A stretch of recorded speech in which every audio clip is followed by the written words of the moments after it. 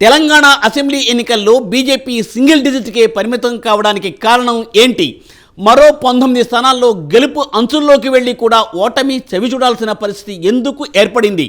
Party fund పంపకంలో తేడాలే ఇందుకు కారణమా? ఈ వ్యవహారం అధిష్టాన వర్గం దృష్టికి చేరడంతో కమలం పెద్దలు సీరియస్గా ఉన్నారా?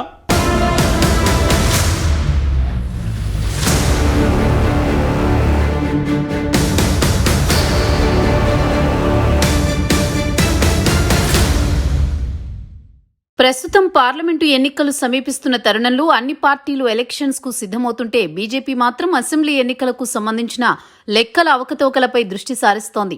అసెంబ్లీ ఎన్నికల్లో భాగంగా పార్టీ ఇచ్చిన ఫండ్లో గందరగోళం జరిగిందని, పార్టీ ఇచ్చినంత ఫండ్ పూర్తి స్థాయిలో అందలేదని పలువురు ఢిల్లీ నేతల దృష్టికి తీసుకువెళ్లినట్టు తెలుస్తోంది.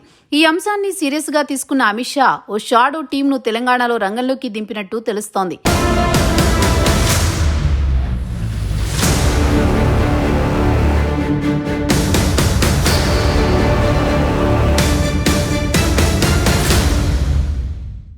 తెలంగాణ అసెంబ్లీ ఎన్నికల్లో అభ్యర్థులను వారి నియోజకవర్గాల పరిస్థితిని బట్టి ఏబీసీ పద్ధతిలో 3 కేటగిరీలుగా విభజించి ఫండ్ కేటాయించింది.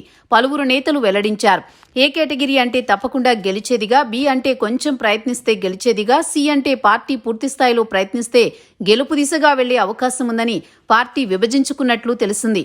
కాగా గెలుపుకు చేరువలో ఉన్న పలు సెగ్మెంట్లకు తక్కువ నిధులు కేటాయించి ఏమాత్రం పట్టులేని నియోజకవర్గాలకు ఎక్కువ మొత్తంలో నిధులు సమకూర్చారని, అందుచేతనే గెలిచే స్థానాల్లో విజయం సాధించలేకపోయామని పలువురు చెప్పడం గమనించదగ్గ విషయం. పార్టీ ఫండ్ అందకపోవడం వల్ల ఓడిపోయామని అధిష్టానానికి పలువురు ఫిర్యాదు చేయడంతో రంగంలోకి దిగిన అమిత్ షా ఎవరికి ఎంత ఇచ్చారనే దానిపై సమాచారం కోసం షాడో టీంను తెలంగాణలో రంగంలోకి దించినట్లు తెలుస్తోంది. ఈ వివరాలపై హైకమాండ్ ఆరా తీస్తుండటంతో రాష్ట్ర కమిటీ హైరానా పడుతున్నట్టు సమాచారం.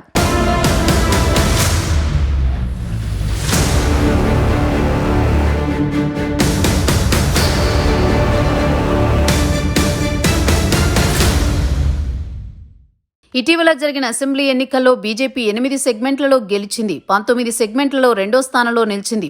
అయితే 2వ స్థానంలో నిలిచిన చాలా సెగ్మెంట్లకు అధిష్టానం కేటాయించిన నిధుల్లో సగం మేర నిధులు దారి మళ్లాయని అభ్యర్థులు గగ్గోలు పెడుతున్నారు. ఆ స్థానాల్లో పార్టీ ఓటమికి నిధులు దారి మళ్లడమే కారణమని హైకమాండ్కు ఫిర్యాదు చేసినట్టు సమాచారం. కాగా తెలంగాణకు వచ్చిన అమిత్ షా టీం ఇంకా ఏ అంశాలపై ఆరా తీయనుందనేది మాత్రం అంతు చిక్కడం లేదు. ఈ వివరాలతో పాటు పార్లమెంట్ ఎన్నికలకు సంబంధించిన అంశాలపైన దృష్టి కేంద్రీకరించనుందా అనే ప్రశ్నలు ఉత్పన్నమవుతున్నాయి.